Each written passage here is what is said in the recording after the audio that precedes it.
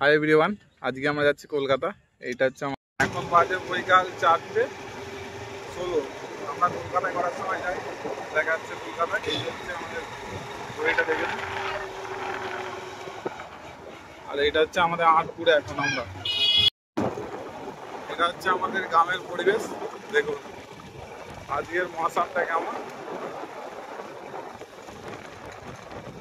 আমরা কলকাতা যাচ্ছিলাম, একটা গরিব মানুষের অসুস্থ পেশেন্ট আছে, রিপোর্ট আনতে এমার্জেন্সি। আর মানুষগুলো কলকাতার কিচ্ছু চেনে না। রিপোর্ট আমি করতে নিয়ে গেছিলাম, আবার আমি আনতে যাচ্ছি। তারপর বাইকে তেল ভরে আমরা এখন জাঙ্গিপাড়ায় চলে এসেছি। ডান দিয়ে রাস্তাটা রাজগোলায় যাচ্ছি। এখন আমরা বড়গেট রেলগেট করেছি। রেলগেট টপকে আমরা এখন সন্ধ্যাবাজারের কাছাকাছি। দেখলাম সামনে এসেই প্রচুর মেঘ ধরেছে।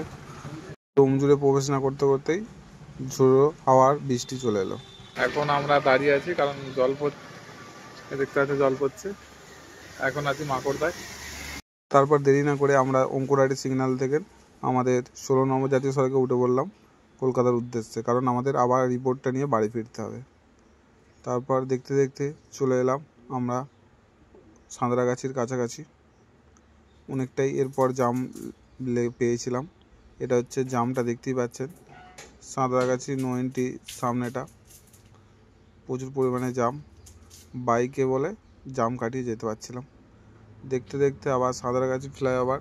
এটা হচ্ছে আমাদের সাঁতরাগাছি রেল লাইনের ফ্লাইওভারটা।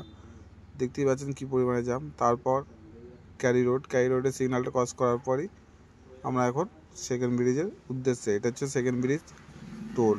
ফাইনালি আমরা সেকেন্ড ব্রিজ টোলটা ক্রস করব। আর সামনে আমাদের হুগলি ব্রিজ বা বিদ্যাসাগর সেতু। আর আজ ভিআইপি আসার জন্য এজেসি রোডটা বন্ধ ছিল।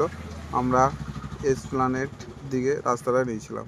ওখান থেকে এসে ইউটার্ন নিয়ে আমরা ভিক্টোরিয়ার সামনে থেকে আমরা মা ফ্লাইওভার ধরবো, আর আমরা যাব পার্ক সার্কাসের দিকে।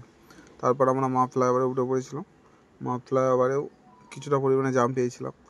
তারপর আর সামনে সিগন্যালটাই 7 পয়েন্ট। আমরা 7 পয়েন্ট সিগন্যালে দাঁড়িয়েছিলাম, কারণ আমরা যাব পার্ক সার্কাসের দিকে।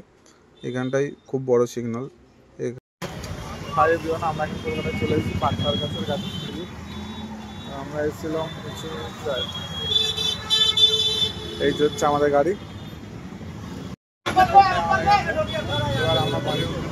এই রিপোর্টটা আমাদেরই গ্রামের একটা গরিব মানুষের।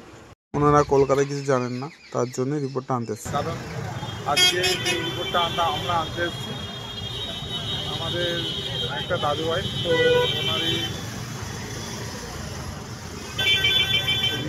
রিপোর্ট। তো ওরা এত রাত্রে আসতে পারবে না, তাই কাজ ছুটি করে আমরা বাইকে করে এসেছি রিপোর্টটা আনতে।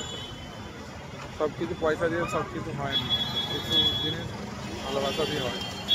এটাই সব মানুষের সবার পাশে থাকুন, এভাবেই যেতে পারবে। দেখা হচ্ছে পরের ব্লগে।